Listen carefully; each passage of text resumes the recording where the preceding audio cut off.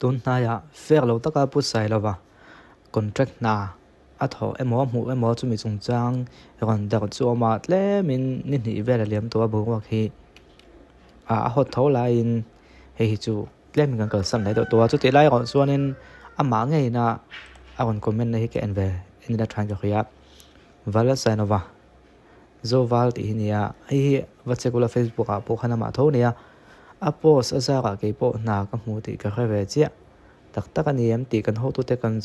zo chiang nge alo nei chuna lomom don em mai a kai kai nga final exam nei don ko ya school lo sak that kom chu teachers that school no pangtan ava boi thak tu don em lo ti ya he ti anga social media an ni lo zia sei view ai on tak lang ni zong chu ti nga kon te film thu kon te that na lai rio om ve chan chu thodik on lang le zola chu tin lo ven ngoi rang ta sun chon inga model chu om ve ni anga ti kha ngai dan khom thea chu ti lai kon chon comment lama hianin thu in chang tok view te than khata na beng wak thak tu nia lang si te kan sir panga sailawan contract a mu emo mulo emo ai ma chuan siang hun school no pangom to lo na antia khan enge school chu pe ka tul tlat na zpm hi in bu tol mai an ron tia comment lama chuan MNF ministry huna proposal om to nia a propose tu te thiam lo ane mai school a om to lo chuan an divert mai ang chu ron tia zpm ministry hi thani lek alania central proposal thelu le an lo approve na man ala om lo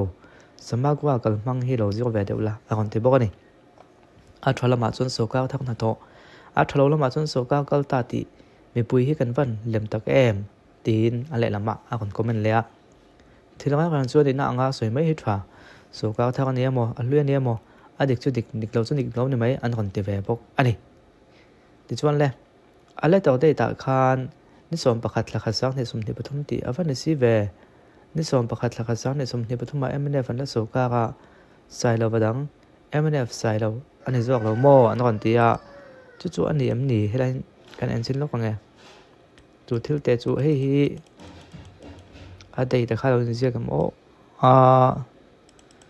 hei ba ki chun zum nei to lo em ni le ani hi ngoi ko ni som pakhat te chu an hoi zak chun nai le ta heta a than ti ga a lang lo di hi hei mi lo a thalak dang ka chu kan va hai chu khek to lo me nge hei chu bo kan kha de trap thup to a ti chuanin signature bula date hi enzola khi chu file number ani khi ten ron ti a comment a hian he an ron delete le to a chu wang ani comment a khan thalak ten ron post mo ma sen delete le to a file number a date ong ngai lo number lang top be number lang top be khi file hon kum ani kha le kha ti chu kum nen a in kai nei lo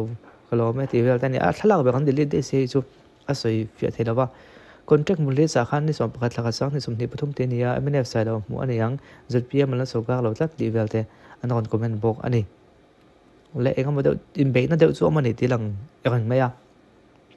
MNF hi party na sei lo thei lo sia a party zo na sei lo thei lo sia kan ren ai nan lo na sa ka ti mi zo am hi ka du to ka sop hi an la kham lo nin alang ti velte ni ti chuan le khang ho kha ne ya ton tu ba hianin kha mi chung chang kha lam video ma sa khang kan ti chua wangin amok bok na khai khom na ti chua kha turin ka khia ti khan he mi hian amok kan bok ni ta se alom a tha o ma to lu tok phot tiang he mi chung chang ai chu in be na ne ba ka eng ma thil fel lo ne chu om ve do bok ani ti kha alang ani le i do tok phot tiang